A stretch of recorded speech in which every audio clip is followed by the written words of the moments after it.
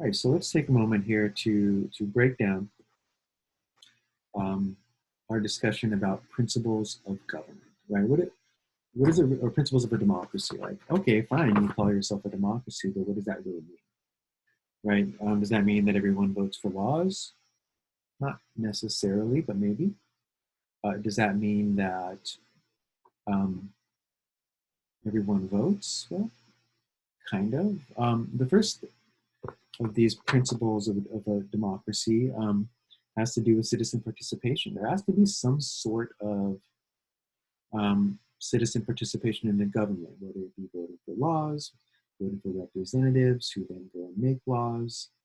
Um, Citizens have to be involved in this in order for it to be a democracy. And the next one we see is that there have to be free and fair elections. Okay, we can't have, you know, only one name on the ballot. We can't have a situation where you're not allowed to vote if you live in certain areas, but you can vote if you live in others.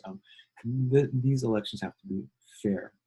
Um, Another is rule of law and rights of the people, meaning the government must have certain law rules they have to follow. Right, the government can't be above the law. We can't have a situation where the people have to follow certain rules, but the government doesn't. That's not a democracy. There has to be rule of law. The government cannot be above the law. Um, Another one is majority rule, usually. Another important one is transparency, meaning that there can be no secret backroom deals, that the way the government spends the money has to be accessible for all people to see. We can't just have a situation where they say, oh yeah, we're a democracy, but blindly follow us. We have to be able to understand what you guys are doing for it to be a democracy.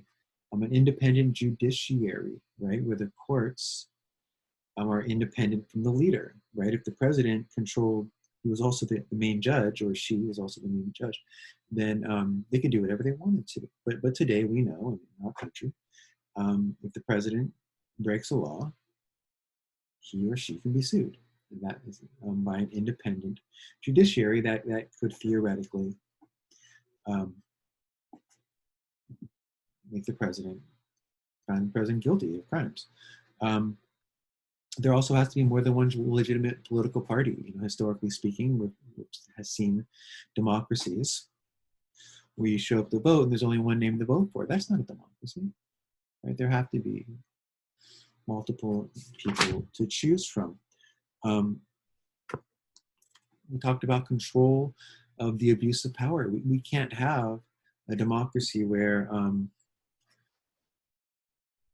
there's abuse of the power, that the leaders who work for the government turn around and